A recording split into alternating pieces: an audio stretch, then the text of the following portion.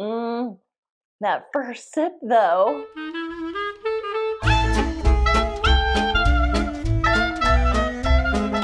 Hello, and welcome to another video. My name is Heather, and as always, I'm reading with a vengeance, and I hope you are too.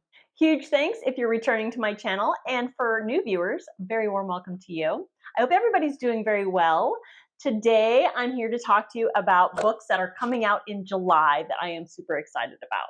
I have to be honest, this was a tough month because I think that summer months, typically you're going to have books that are more fluff than substance. And I don't mean fluff to be a derogatory term. I just think most people want something that they can curl up next to the pool. Do we curl up next to the pool? Curl up is a fireplace activity, isn't it? You know what I mean.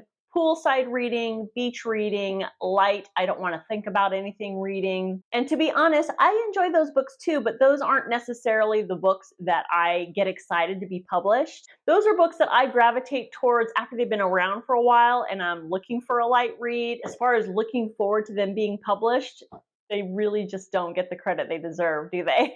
There might be, to be fair, one, maybe two fluff books on this list, but I think I did a pretty good job of finding books that I usually am super excited about. Let's get started. So I'll start with two books that I actually got from work as ARCs, advanced reader copies. I mentioned last time that I realized after I recorded last month's new release video, I ended up finding two, if not three books on the shelf at work that are ARCs that we can go ahead and take home with us. And it would have been fun to have those copies, those physical copies, to share with you in that video. So this time I had the forethought to think of looking for the books that I plan to showcase on this video, and I found two. That's four, isn't it? I found two. So I had an internal debate on whether I was going to share this on this video or another video that I might do in the future. Someone had suggested, I can't remember who it was, that I do a video of books set in Savannah. And I might still do that. But when I saw this one is going to be released in July, and I just thought I'd showcase it here. And then perhaps when I do that other video, I will have read some books that are set in Savannah, because I feel more comfortable recommending books after I've read them. But I guess it doesn't necessarily have to be a recommendation video. It could just be... Anyways, the first one that I'm actually pretty excited about is One Summer in Savannah by Tara Shelton Harris. I'm really digging this cover. I love the colors. This is a debut novel, so that's always exciting. And it's marketed as literary fiction, which is one of my go-tos for books. So this one follows Sarah. Sarah returns home to Savannah to care for her sick father 8 years after she was sexually assaulted. This assault resulted in a daughter, so she now returns back home to Savannah. And of course, she's very tense about it for obvious reasons because the family of the man who assaulted her still live there. But the man who assaulted her is in prison, and his twin brother, Jacob, left town years ago. So she goes home. She's doing everything she can to avoid the family of the man who assaulted her because they don't know anything about her daughter. And Sarah wants to keep it that way because she doesn't want any ties to this family, obviously. But then Jacob, the twin brother, ends up coming back to town the same time Sarah is there, and of course their worlds collide. So then the story goes from there, and it sounds intriguing. I'm really, really excited for this one. It's a little bit of a chunker. It's about 450 pages long, which, as you know, that's about 75 pages too long for me, but this story sounds really, really intriguing. And a bonus, it takes place in my new hometown. One Summer in Savannah by Tara Shelton Harris comes out July 4th. Next on this list is a book that I was also able to get my hands on at work. I got an ARC of The Housekeepers by Alex Hay. This is marketed as a mystery / historical fiction. And this to me has kind of Downton Abbey vibes. So I'm really, really excited about this. This follows Mrs. King, and she is the head housekeeper of the grandest home in Mayfair, which is a township in England. But Mrs. King isn't an ordinary housekeeper. She grew up among thieves and con artists, And when she landed this position at this home in Mayfair, she found herself kind of surrounded by respectable people and living a respectable life. But then one day she gets fired and she doesn't understand why, and she decides to exact revenge on the household. She enlists an eclectic group of people to help her exact her revenge. I think she finds a black market queen who has some scores of her own to settle. She recruits an actress who is looking for the grandest part to play. And then she also enlists the help of her predecessor at the house, who has, I guess, her own score to settle with the house. So on the night of the biggest gala of the year, they decide to rob the home of all of its valuable possessions. And not only is it a gala where everybody on the who's who list is going to be attending, but it's a costume ball. So that's going to make it interesting as well. And they are going to rob the place basically under everybody's noses. But the thing of it is Mrs. King is not only after revenge, but she wants to know the truth of what happened, why she was dismissed. So it sounds like there's going to be some really interesting characters, some really interesting antics, and like I said, Downton Abbey vibes, which I absolutely love that show. So yeah, Downton Abbey, upstairs, downstairs going on here, and I am here for it. The Housekeepers by Alex Hay comes out July 4th. Next up is The Deep Sky by Yume Kitase. This is also a debut novel. This is marketed as a sci-fi thriller, which is particularly exciting to me because when I think of sci-fi thriller, I think of Blake Crouch's Dark Matter or Andy Weir's The Martian. So this particularly stuck out to me. This book opens up in the not too distant future where the Earth is right on the brink of collapse. And we have 80 people who have graduated from a very competitive, very elite program to go on this mission on a ship called the Phoenix into space to kind of recolonize, to restart a human society. They are humanity's last hope. But 3 days into the mission, there's a lethal explosion and 3 of the crew die, and the Phoenix is knocked off course. There is a sole witness, Asuka, and she becomes suspect number 1. Asuka already feels like an outsider. She was kind of the last one picked for this mission. She struggled during the training, and she was chosen to represent Japan, a country she's not fully connected to as she is half Japanese, raised in America.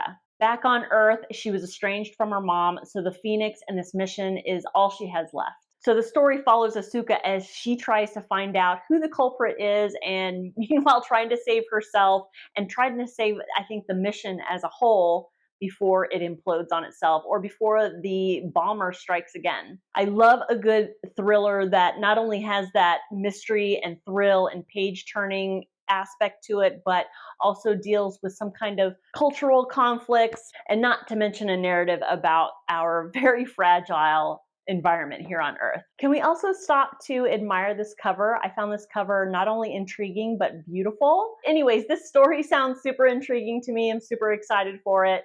The Deep Sky by Yume Kitase comes out July 18th. Another debut novel coming your way, and that is Her Little Flowers by Shannon Morgan. This is marketed as a gothic horror. I haven't had very many horror, much less gothic horrors, showcased on these videos, so I'm really, really excited about this one. This one sounds really good. This one follows Francine. Francine is 55 years old, and she lives alone in her ancestral home, an Elizabethan manor in England's Lake District. While she lives alone, she's not really alone. Her house has ghosts. But Francine has lived there for so long, these ghosts are familiar to her, they're harmless to her. Her most beloved roommate, if you will, is Bree, who is the ghost of a little girl that Francine has been friends with since her childhood. One day, Francine's sister Madeline returns to the home after many, many years away. She comes with her kind of a story about their family's past, a dark past with dark secrets. The more and more Francine learns about cruelties that happened in her childhood and her part in them, she realizes that perhaps confronting the truth in her life about her past, about her childhood, about things that happened in her childhood, she faces losing what she holds dear now.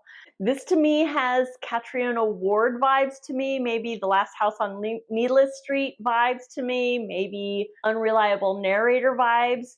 And I'm not sure if that's a good thing or a bad thing, but I'm intrigued nonetheless, and I'm really excited about this one. Also, another stunning cover. You folks out there who are responsible for the artwork on book covers, you guys are hitting it out of the park.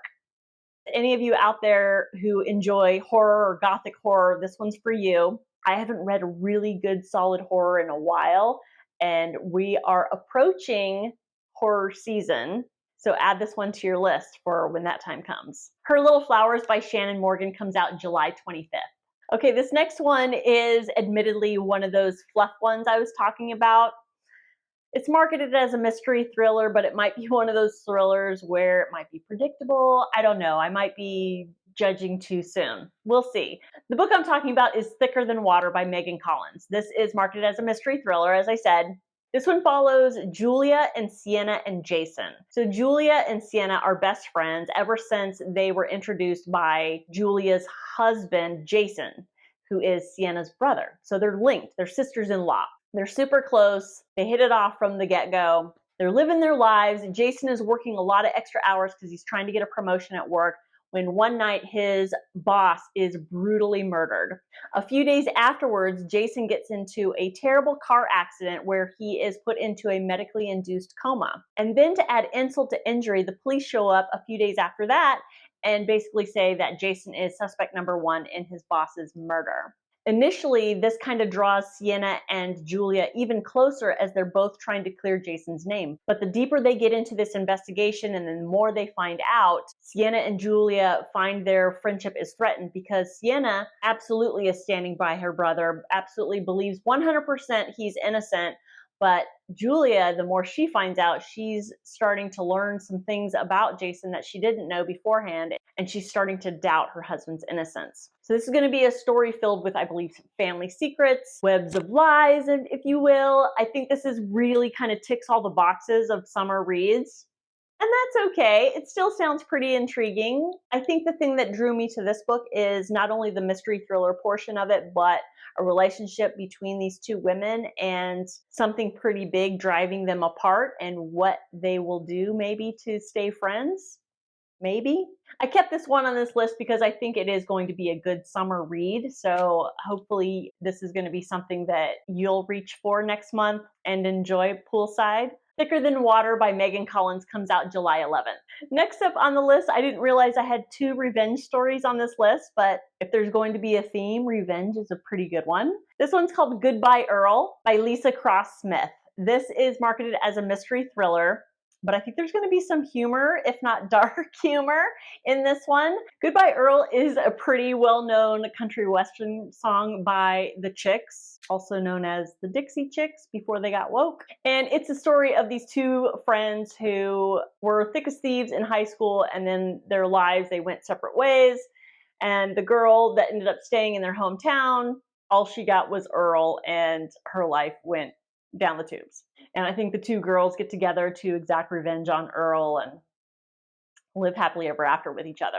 That might be not right on, but it's kind of the gist. And it's kind of the gist of this story too. This one follows 4 women who are really, really good friends. And the story has 2 timelines. There's a summer party in 2004, and then there's a summer party 15 years later. So in the summer of 2019, you're kind of following Casey, one of the 4 friends, who has returned home for a wedding, and 4 women are brought back together again. And this is the first time Casey has come back to her hometown since high school in 2004. And I'm pretty sure the biggest reason for that is something bad happened to Casey, and it's something that still haunts her in present day, and she has not told her 3 other friends what happened. And when she comes back in 2019 for this wedding, she realizes that one of her friends could possibly be in danger. And so this time around, Casey is stronger. She's got 15 years of experience now, and she is not going to let anything bad happen to one of her best friends. So I think there's going to be some domestic abuse in this book. I think there's going to be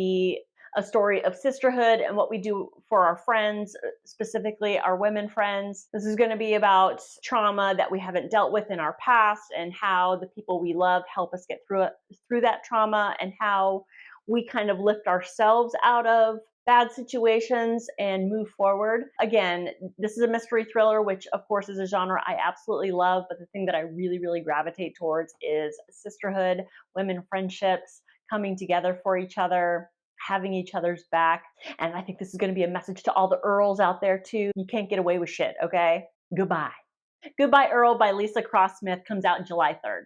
That is it. Those are the books that I'm excited for coming out in July. What books are you guys excited about coming out next month? You know, it kind of goes without saying, but if you read any of the books that I showcase on these new release videos, I would love to hear about them. So please reach out to me if I steered you in the right direction. I would love to know. Either way, please feel free to say hi down in the doobly-doo. If you're still watching at this point, please consider giving that like button a boop, and a subscribe would be wonderful, and I will see you all next time. Bye-bye.